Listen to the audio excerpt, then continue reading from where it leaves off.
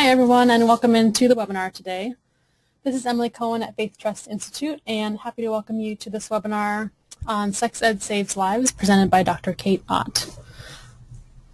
As many of you know, February is Teen Dating Violence Awareness Month, and as such, we chose to focus this webinar on healthy sexuality education, as we believe it can be one good antidote to dating violence. So we hope that you can share what you learned today with your community as you all strengthen your efforts to address teen dating violence.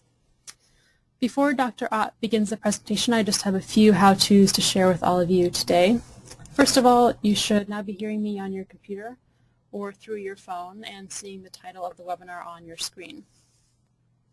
If you're having any technical problems, please send me a message using the Q&A feature on the right side of your screen. And I'll go ahead and send a little message there now so you can see what I'm talking about there. So if you're having any problems, just let me know, and once we get started, I can help you troubleshoot that. Another thing is that we want to make sure you feel welcome to ask any questions today during the presentation. We plan to have some time at the end to answer as many of those as possible. So we ask that you go ahead and send in questions using the Q&A feature on the right side panel, and we'll hold on to them until the end of the presentation. The slides that you'll be seeing through the presentation today, I'll be emailing you those later this afternoon, so you can refer back to all the information and resources that are presented. And if anything else comes up during the presentations or the Q&A, I will try to add those to the PowerPoint as well, so it's a complete resource for you. And lastly, we are recording this webinar to make it available on our website for those who can't join for this live session, so welcome also to those who may be listening to the recording. This next slide here shows that this webinar is in a series of 12 webinars sponsored by the Lutheran Community Foundation in 2014 as part of their Ending Family Violence initiative. Past webinars sponsored by the LCF are archived on our website as recordings, so I encourage you to check those out. The graphic there on the left is a flyer with the whole 2014 series, and I will email you that later today as well. So please have a look at the lcf.org, and you can read more about this series and all the other great work that they're doing. So thanks to the Lutheran Community Foundation. So that's all from me in terms of how-tos. Again, if you have questions, please use the Q&A box on the right side panel of the screen, and we will address those. On to our presenter, Dr. Kate Ott. Dr. Ott is Assistant Professor of Christian Social Ethics at Drew University Theological School in Madison, New Jersey. She holds a doctorate in Christian Social Ethics from Union Theological Seminary in the city of New York and a Master's of Arts in Religion from Yale Divinity School. Her newest book, Sex and Faith, Talking with Your Child from Birth to Adolescence. She recently co-edited Feminism and Scholarship, The Next Generation, as well as Searching for an Ethic, Sexuality, Children, and Moral Agency in New Feminist Christianity. She is the editor of Feminism and Religion Forum, a blog of the Journal of Feminist Studies in Religion. Dr. Ott conducts workshops related to youth and parenting on topics of sexuality, technology, and cultivating just family relationships, to name a few. So Dr. Ott, thanks for being with us today, and I will go ahead and pass it over to you. Thank you. Hello, everyone. It's great to be here with you. As Emily said, much of what I'm going to say today comes directly from the text that I have written in the new book, Sex Plus Faith, Talking with Your Child from Birth to Adolescence. So, you just Google it, but we give you some ways to find it more quickly. Also, I'm going to move through a few pieces, especially related to middle school and high school sexual development and faith development a little quicker today, because you can use this resource to go back and find more information about it, so that we really can get to talking about issues of teen dating violence and especially related to technology issues. That will give us more time to attend to those issues as we get towards the end.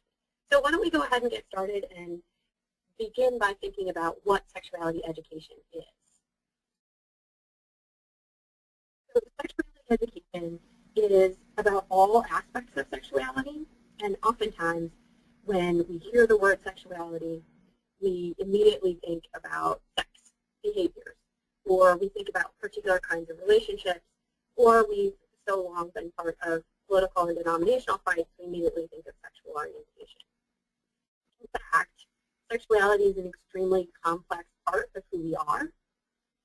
Our faith beliefs and our teachings shape and guide what we think about our bodies, how we act in relationships, and this is at all ages and developmental stages. It's a lifelong learning process. And I truly believe that we need to care for and respect our bodies and practice building and maintaining relationships throughout our lifetime. So that means paying attention to our sexual and reproductive health, issues of sexual identity, and relationship formation, especially when it comes to issues of sensuality and intimacy. It also means, as we'll talk about today, thinking about the ways issues of power and agency in those relationships end up shaping our sexuality. So oftentimes as children and teenagers, we learn about sexuality by example. Sometimes it might be direct information, whether that's books, websites, conversations, or whether that's in our relationship interactions with friends, siblings.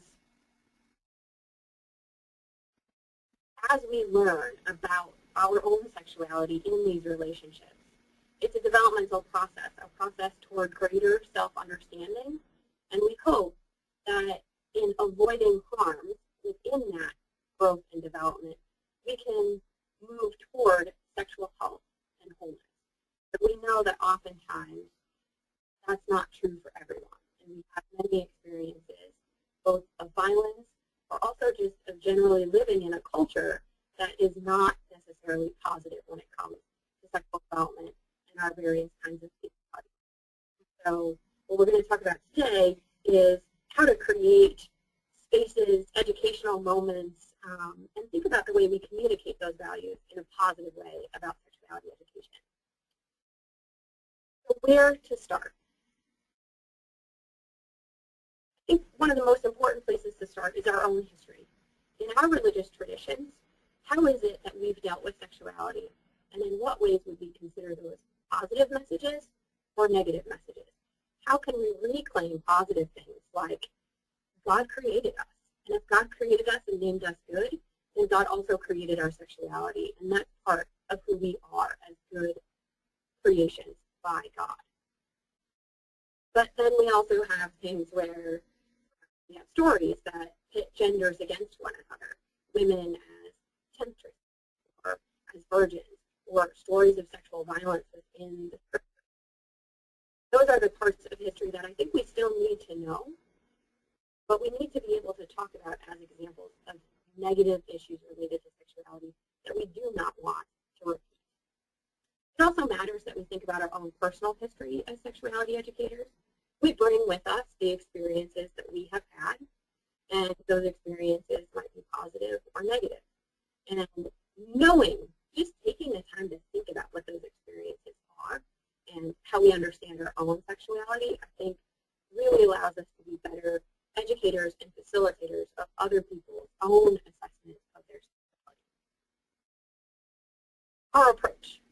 So I'm sure you've heard euphemisms like the big talk or the birds and the bees.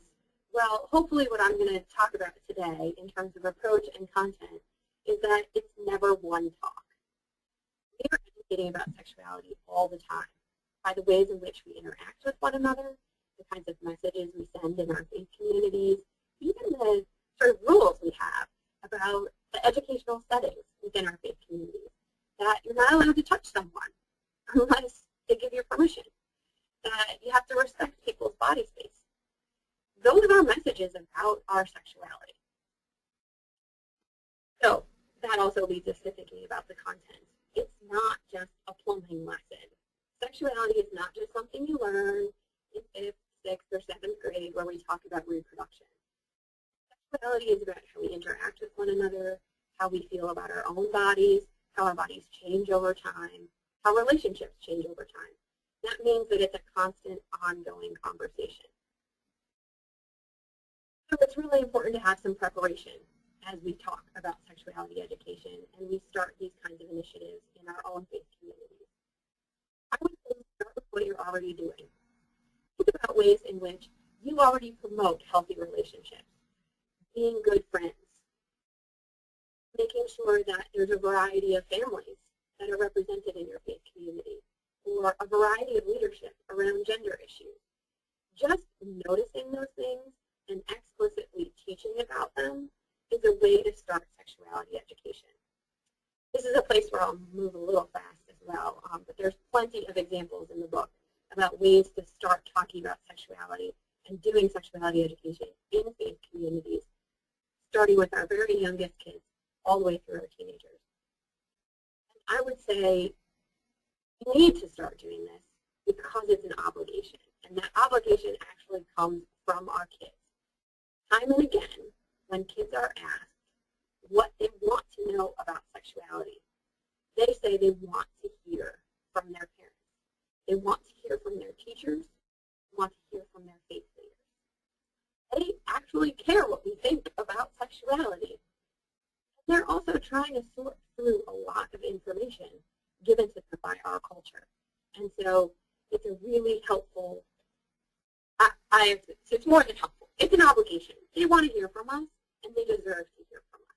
I also think, as faith leaders, where else are they going to hear faith-based messages about sexuality if it's not from us?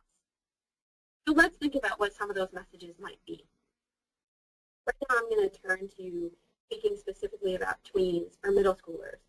And I'm sure if you've ever dealt with a tween, you know that middle schoolers are extremely diverse in their sexual development, in their faith development, in the ways in which they approach their lives. Some may be very developed, some may not. Some may be really great at making friends, some may already be dating. So there's a wide diversity for teenagers, or for tweens. And this is really a stage called early adolescence. And in the early adolescence stage, we really want to be reinforcing positive messages about body images, because these are the moments where the body is really starting to change in terms of sexual development. And we want to be able to prepare them with information about what those changes will be. So it's often said that sexuality education is a history lesson because we start too late. We give kids information after they have already started bodily changes, dating, forming relationships. So we want to get ahead of that. We want to reinforce messages about positive body image, prepare them with information about menstruation and nocturnal emissions. We want to support gender equality in our messages, and especially in our behaviors. Kids learn most from the ways in which we engage others. We could say all we like and we treat each other equally. In our own households, we don't do that. Or in our faith communities, there's gender equality. That message is not going to ring true for them. What we really also would want to do at the stage of tweens is to be able to talk about sexual attraction and desire as part of who we are. That we will be attracted to people, we will have sexual desires, but really important to that message is that a sexually healthy person knows the difference between attraction and desire and acting on those feelings. So yes, we will have those feelings, but then we need to make choices about how to act on them in a healthy way.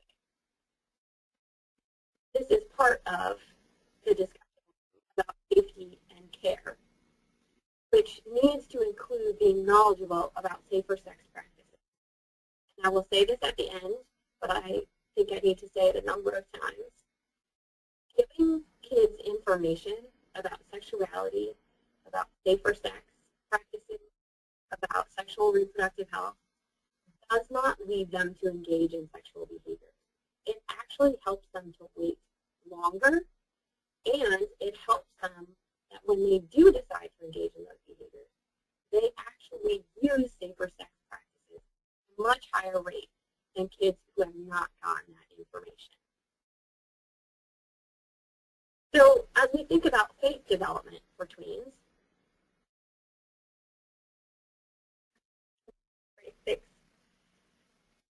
are really at a point where they're moving out of very concrete understandings of faith values and stories to beginning stages of thinking abstractly about faith.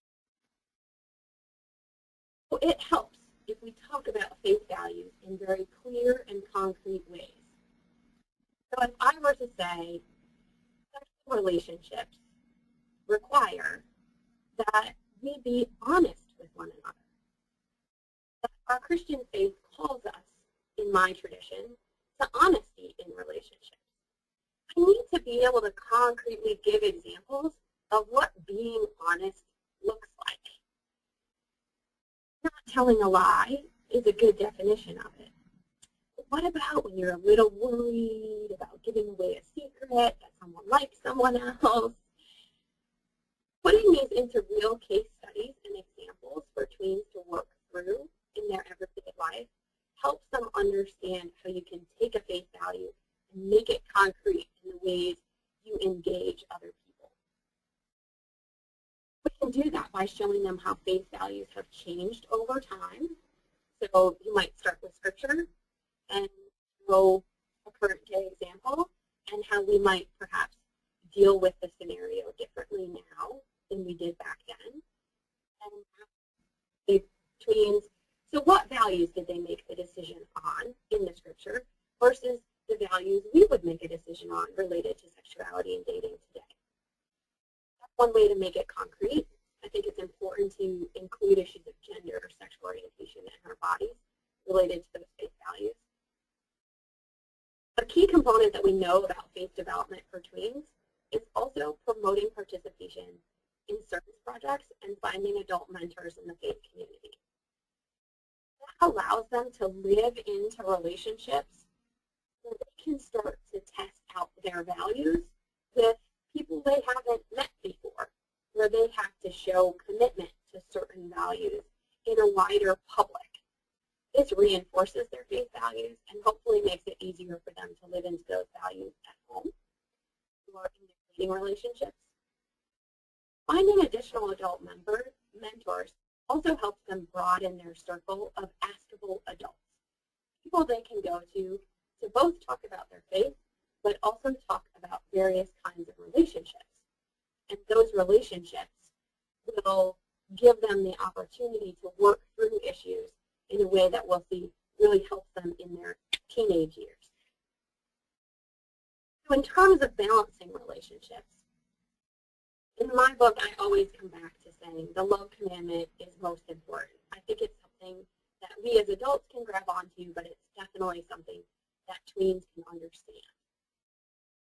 A really important part of thinking about the love commandment from both within Hebrew scriptures but also in Christian scriptures is to think about how loving God, self, and other has to be balanced.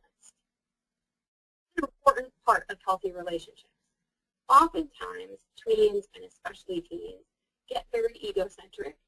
So they find someone that they have a crush on, or they have a new best friend, and they sever all their other relationships.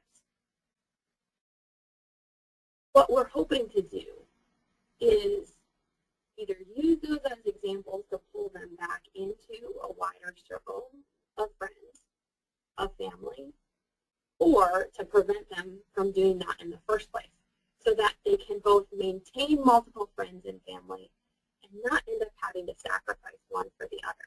This also really helps keep teens from becoming isolated. Another key component of these relationships is that we all have different roles in relationships.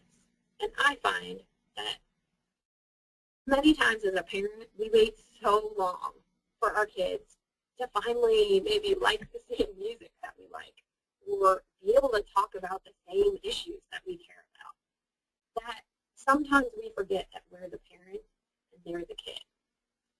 But as tweens and teenagers especially, they need guidance.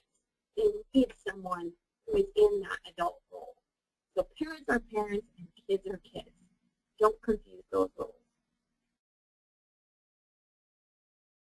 That means as parents and as educators, we also have to take kids' friendships and dating seriously.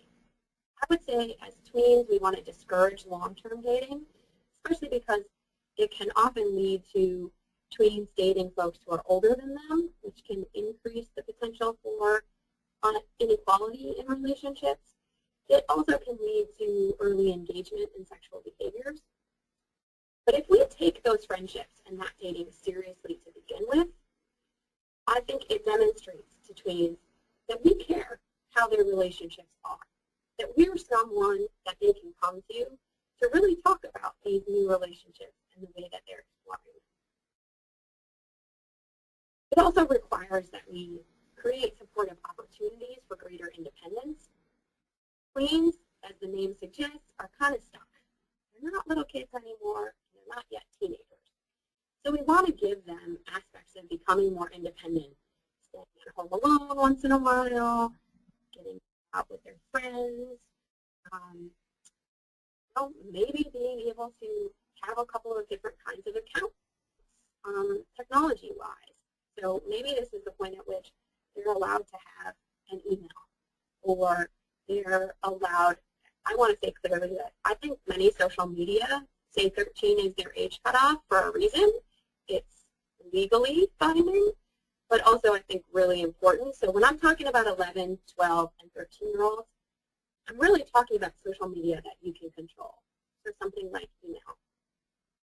Maybe a kid's gaming site where they can have an account, but you can easily check who they're interacting with.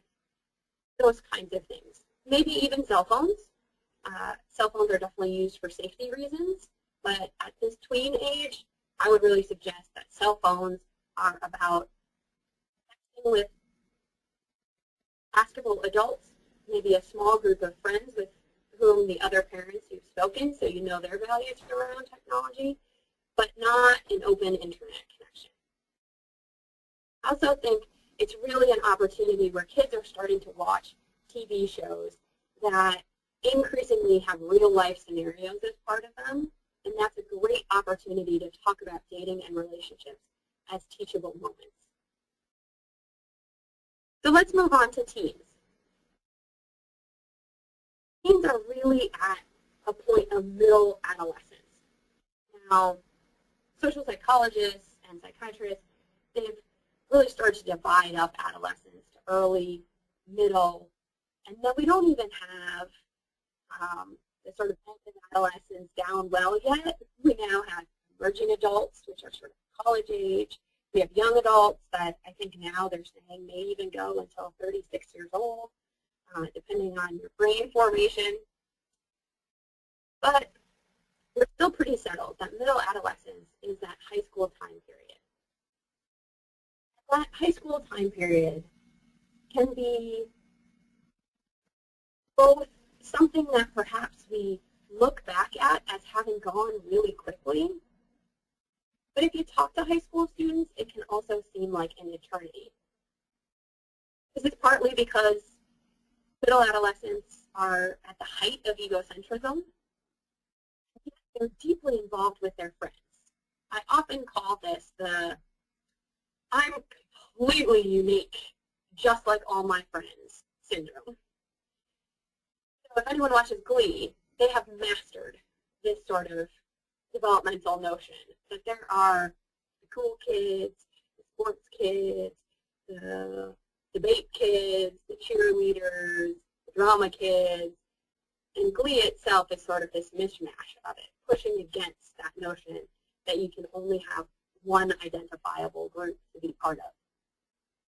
It's also the point at which our physical bodies go from being children to really being adults. And yet, we're stuck in a place where we don't have the same social responsibilities or even independence as adults. So it can bring up a number of issues.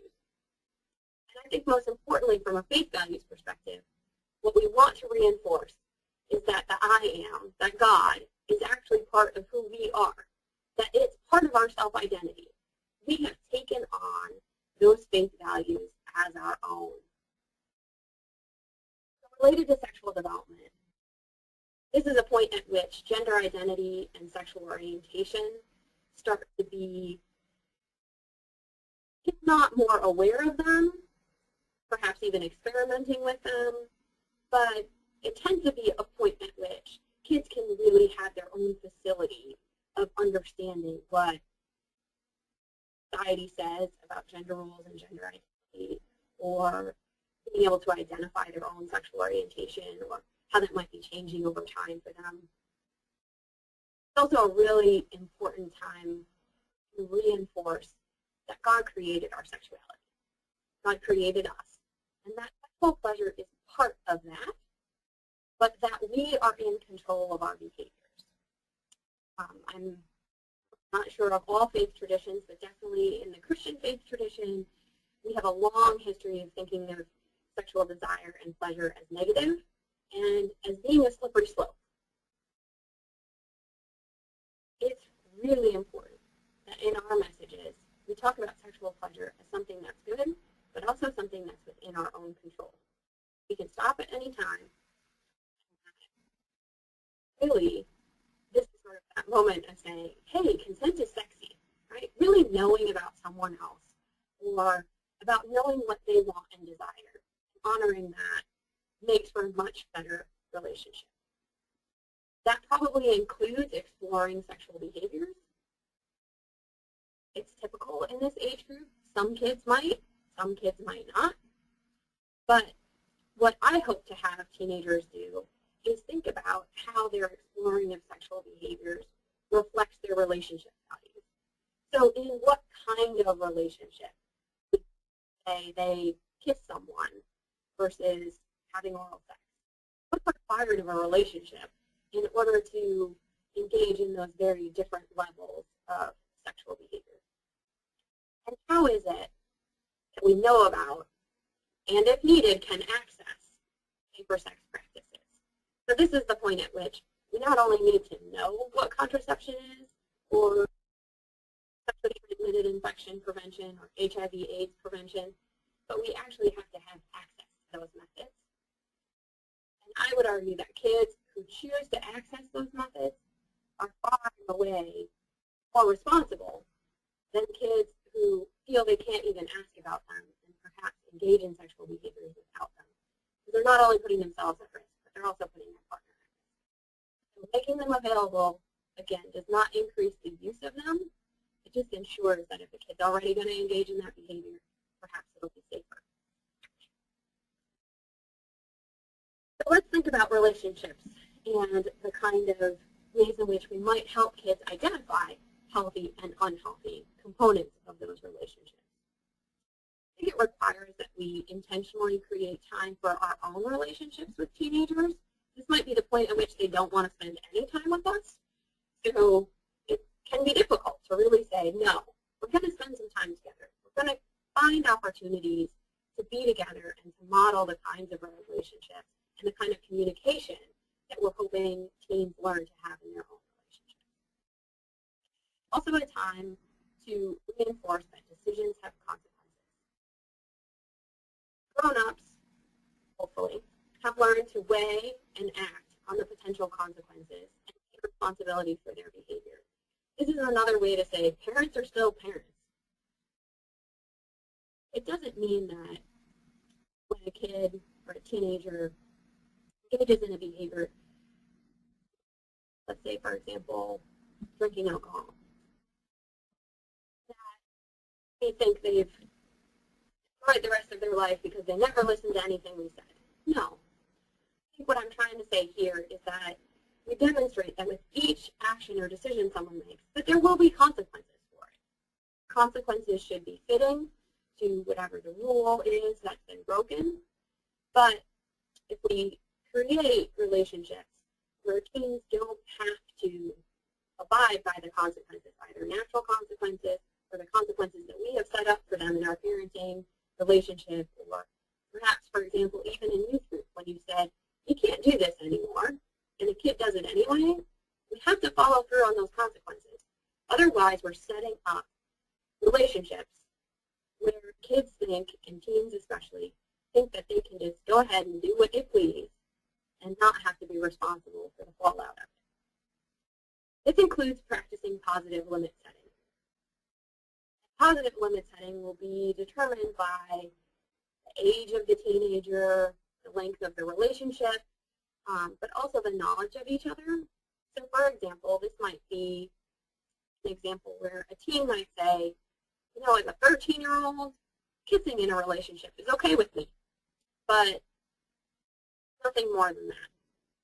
Or they might say, you know, if I were 16 or 17 and I had been dating someone for a long time, I might engage in a variety of sexual behaviors with them, including things like mutual masturbation or oral sex, as long as it's safe and protected. That's positive limit setting. That's saying, if I had these circumstances in a relationship, I might do this. It doesn't mean you have to. It just means you might. And it sets a limit for you, but it doesn't sort of set that negative limit that we often hear in faith communities, which is no sex until marriage, and leaves a lot of questions about all kinds of other behaviors. For teens, it's extremely important to recognize the role that media plays in crafting their views about sex and sexuality.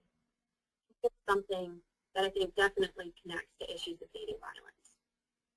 Our media is replete with gender-biased images, especially when it comes to young women and the ways that they're treated in relationships, from the songs that are on the radio to the kinds of shows that teenagers watch.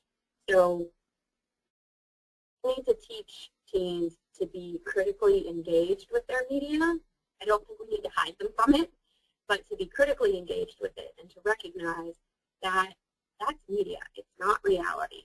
And how might we push back and think about the ways that we would really like to see healthy relationships in our media? So that really requires that we have multiple guides and mentors on our journey as a teenager.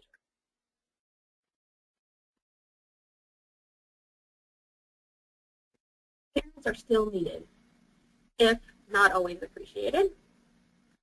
But this is also the time at which we can really find a number of askable adults.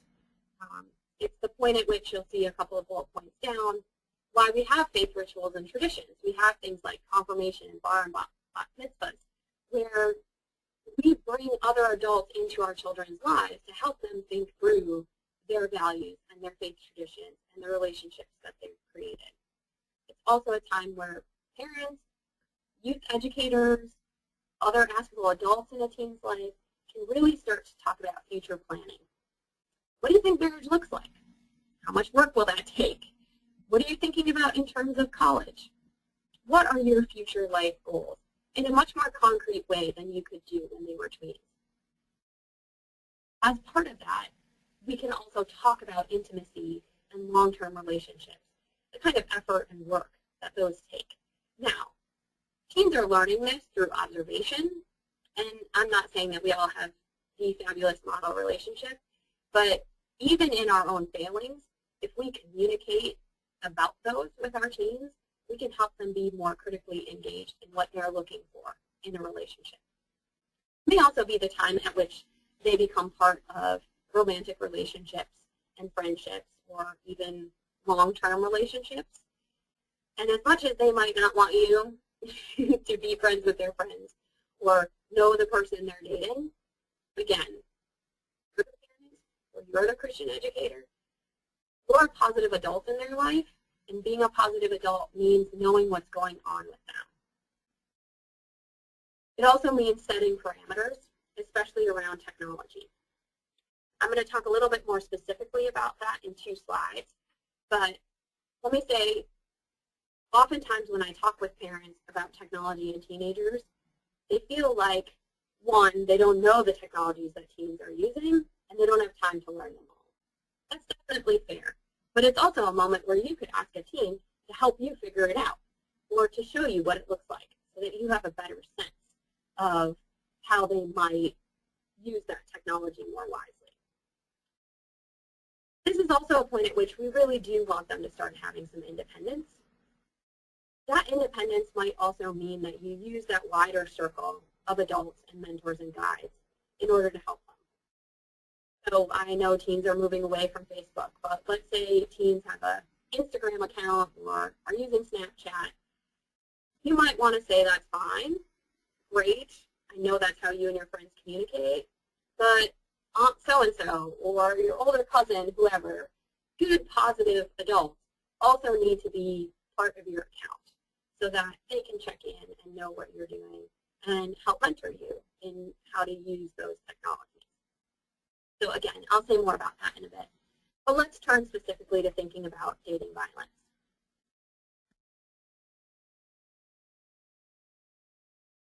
Oftentimes we don't do any sexuality education in our faith communities, and if we do, it's sexual abuse prevention, and we talk about that when the youth in our congregations are young, maybe even in elementary school. We talk about things like good touch and bad touch, or stop, go tell an adult. But then we fail to recognize that the teens in our congregation may be experiencing violence within their own relationships or between each other. I think a lot of the literature and the push in social media to think about bullying has changed this for us. But if we're not talking about positive aspects of sexuality, our teens and tweens might only take away negative messages.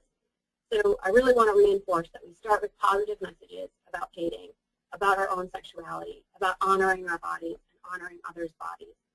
And that makes it a whole lot easier for tweens and teens to recognize when dating violence happens. In dating relationships, teens can become extremely other-focused. This can be because of excitement or delight in another person's affection. It's a typical reaction, both of teens and adults. But when dating relationships become controlling, violent, or damaging to self-esteem, they often hide those signs. So it's important that as parents and educators, we talk with our teens about letting us know if they feel those kinds of reactions from someone that they're dating. We can't ever fully prevent violence or abuse, but hopefully we can teach folks to recognize it and to talk about it and to tell someone. Teen dating violence can be experienced by any teen. It doesn't discriminate. It can be emotional abuse, sexual violence, or physical violence. It doesn't matter if you're wealthy or underprivileged, if you're white or a racial ethnic minority, if you're straight or if you're gay. It happens in the suburbs, urban areas, and rural. About 1 in 11 teens report being a victim of physical abuse each year, while 1 in 4 reports experiencing verbal, emotional, and sexual abuse. Perhaps more startling in the research I've done is that 1 in 3 teens reports knowing a friend or a peer who has been hit, punched, kicked, slapped, or choked, or physically hurt in another manner by their partner. Many adults don't see this, but other teens do. And that's why I think it's extremely important to continue to teach our teens religious messages that support respect and do no harm. Encourage them to not just be a bystander and keep quiet. We know that in bullying, the #1 way to reduce bullying and even to prevent it is for those bystanders who see it happening to speak up. And that's the same with teen dating violence. If we can teach our other teens to be able to speak up and be encouraging and help facilitate a teen getting out of that relationship, they're much more likely to listen to their friends and to hear with their friends what's going on. Now, from my perspective, I really think that in some faith communities, churches may use scripture to condone violence against women or the mistreatment of gay, lesbian, and transgender youth. The image of a judgmental God can often contribute to negative messages about sexuality and shame people into silence. So as parents and as educators, from my perspective, it's extremely important that we be really clear that the way we love each other, whether it's a boyfriend or a girlfriend, a parent or a sibling, needs to be with the same care as if it were God or ourselves. That love does not abuse, it does not have power over, but continually teenagers need to hear messages about dating, like everyone deserves respect, and love does not cause harm. Right? That's one of the key phrases of the Faith Trust Institute and Marie Fortune's work. So we need to present teens with positive images within our faith tradition of how people have helped each other escape harm, or have prevented that harm, or respond in extremely loving ways that are honest and caring. And those messages and values will transfer through into their relationships. Let's think about how they might do that with regard to technology. I think teens and tweens, probably better than all of us, understand online use is a digital story. They will have digital lives from the time they were born until the time they die with the way social media is going. It's important to be really concrete about the possible legal ramifications about sexting and online pornography, and that's different for each person's state. I really encourage people to look up those laws and be able to communicate with them, with teens about those laws. They also need to know that everything on the internet is public. Even if you use the best privacy settings possible, people can get into it. So if you don't want anyone to know about it, don't put it on the internet. As well as communicating safety issues, I think it's still important to say not all sexuality material is pornography. There are helpful places to go to find out about sexuality issues, relationships, and behaviors that will give you positive sex education on the internet. And setting up a few of those as bookmarks for tweens and teens gives them a safe place to go instead of just Googling their questions. A few that I recommend are sexetc.org, that's part of the Answers program at Rutgers, or Advocates for Youth. Both of those are peer-run sexuality education programs online. I think it's important as parents to institute random checks. I wouldn't do that when your child's not around. That seems sneaky and suspicious, but to ask your teen to show you their accounts, to sit with them and look through the kinds of things they've posted, really allows you to be part of what they're doing online. To finish up, before we get some questions, let me just say my 3 final points. I truly believe that sex ed saves lives. Research has found that providing sexuality information empowers youth. It helps them to notice abuse, to report it. It helps them to wait in terms of engaging in sexual behaviors until later. It helps them have more positive, realistic sexuality relationships when they choose to form them. In order for youth to connect their faith and values with sexuality, we need to model that for them. From my perspective, sharing sexuality information can work toward prevention. That's part of what I would like to be in teens and tweens' lives. So I hope that this has been helpful and that you have a few questions for me. Thanks so much, Dr. Ott. It certainly is a helpful overview, and we do have a few questions for the remaining about 10 minutes we have together. So let me go through these here really quickly. Let's see. There's one person here who is referring back to when you mentioned that kids and youth do want to hear from us about sexuality from parents and adults. This person says, do they also want to hear from pastors? This person's not sure, as he's recently tried to talk with some teens about their use of Snapchatting and really not sure how effective that conversation was. Do you have different advice for pastors and faith educators than you do for parents? From my perspective, I think we often fall into a trap of being seen as a religious person, which means religious people aren't supposed to talk about sex. So I think just naming that often helps to begin the conversation and to give them examples of how sexuality really does relate to faith. But the bottom line is, even with my own kids, when I talk about sexuality, they're uncomfortable. We don't live in a culture that's comfortable talking about it. And when we don't model it from very young in our faith communities, it can often be interpreted as sort of a moralizing, sit down, let me tell you about this. And I think we need to do as much as we can to just name that as part of the conversation and really invite youth participation. It never makes it less comfortable. I just did a workshop with my own 7th, 8th grade class on healthy relationships and sexuality, and they blushed and giggled the whole time, and some of them avoided the conversation. But whenever there's research done and you ask them, who do you want to hear from, they always report their parents, doctors, teachers, and if they report being in a faith-based community, they always say they're leaders in their faith community. Thank you. Another question here on competing messages related to sex and sexuality.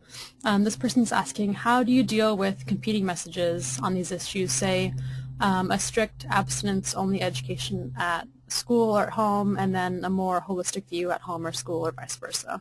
It's confusing to young children who are hearing different stories from different people. How do you address that topic? So, from my perspective, kids are hearing multiple messages everywhere, whether it's related to sexuality or current events, anything. And I think we underestimate kids' ability to hold those different messages and be able, either as a parent or as a religious educator, to say, here's why I think this one is most important. What I would say is it gets back to the values. Really engage kids in the concrete, what's the message you've received? So perhaps at school you got an abstinence-only message, but in the faith community, you're not going to get that message. We want to tell you about a broader spectrum of sexuality issues. You might ask them, so why do you think the school is choosing to give you that message? What's underneath it? And most kids identify things like, well, they don't want to be at risk for talking about things, or they think kids are going to just go ahead and do this stuff. So they can see what's underneath it, and you can use that to reinforce the values you have by saying something like, well, I agree, perhaps, that I don't think you should engage in sexual intercourse while you're in middle school or high school, but I really think you need to be empowered with the knowledge of what making a decision about sexual intercourse would be like, or that not everyone's going to wait until marriage. So you can pick the values that you're trying to reinforce and help them in that conversation learn how to assess other people's values. Great, thank you. Let's see, another question here in terms of parents talking to other parents. This person is asking, what suggestions do you have for talking to other parents who I know are giving their children false or harmful information to, quote, protect their children? In terms of kids talking to other kids, it sort of goes off the last question too, but what advice do you have for parents talking to other parents about these issues? Yeah, well, once you write a book about this, parents come and ask you lots of questions, even at the basketball games. I would say part of what I try to do as a person of faith and as a sexuality educator is to help people see that being able to connect whatever their values are with their messages of sexuality is really important for them. But ultimately, if we want our kids to adopt any values related to sexuality and relationships, they have to be able to make the decisions on their own. There's a lot of research that demonstrates that we don't become good moral decision makers by being forced to agree with particular values. We actually adopt values by being able to test them out and see how they work for us.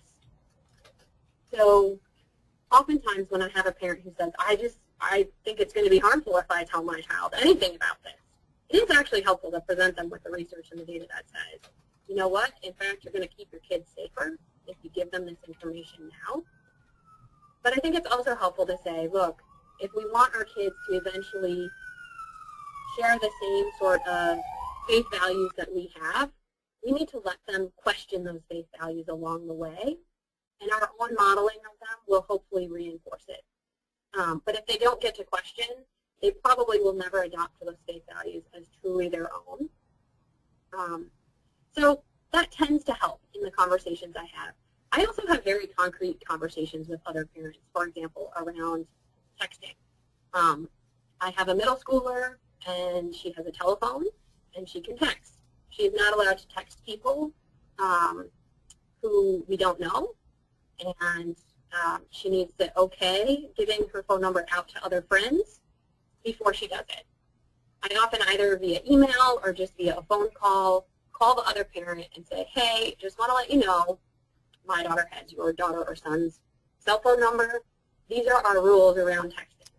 We think it needs to be respectful, you know, whatever your rules are. I have never encountered a parent who has been defensive about that. Every single parent has been really thankful for that conversation. And many of them have already had that conversation with their own kid and just been a little too nervous to contact the other parent about it. So it really starts to build a community where these are acceptable ways to interact as parents. Thanks, that's really helpful. One more question here is about, you spoke a little bit about addressing how the media affects views on these issues. And in terms of gender socialization, this person is wondering, when you speak to classrooms or youth in general, do you have different messages for boys than for girls? And should the messages be different? And how do you sort of navigate gender socialization in that aspect? Great question. I often say that the messages are different and they shouldn't be different.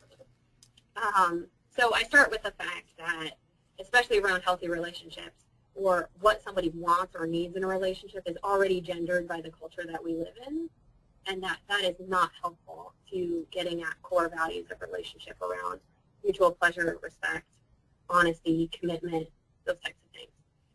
Those aren't gendered. Those are things everyone can do. Those are things everyone should do. But some of us may be at a deficit for being able to engage them.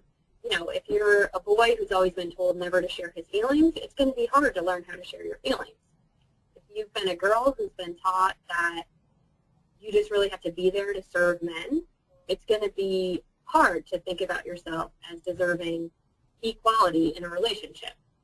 So I try to start from the place that we live in an unequal world and we hear unequal messages.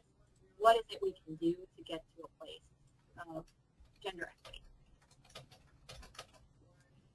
Thank you. So we're just at the end of the hour, Dr. Ott, so I want to give you the last word in the presentation today, and thank you to everyone who submitted their questions today. Thank you, Emily. I just want to reinforce that. I know that all of you are already talking about sexuality issues, whether it's relationships or values or gender or engagement with the world around you as a positive person. You can start there. You can start with what you're already doing when it comes to sexuality education and just make those connections a little bit more explicit, and that will already help people have healthier relationships and a better understanding of their sexuality. Great. Thank you so much. Thanks again, as I said, to everyone who joined us today for this live session, and thanks again to Dr. Ott for being with us and sharing all this information with us today.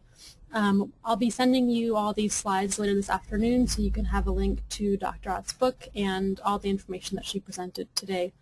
When you close down this webinar window, you'll be prompted to fill out a short feedback form, and if you have any questions that we didn't get answered, or if you have any thoughts about the webinar today, that's a good place to leave those. You can also visit our website, faithtrustinstitute.org, and that's where you can find a list of all of our upcoming webinars for 2014, as well as in-person and online trainings that we have. So this concludes today's presentation. We wish you the best in February and Teen Dating Violence Awareness Month. We hope you'll join us again soon. Thank you.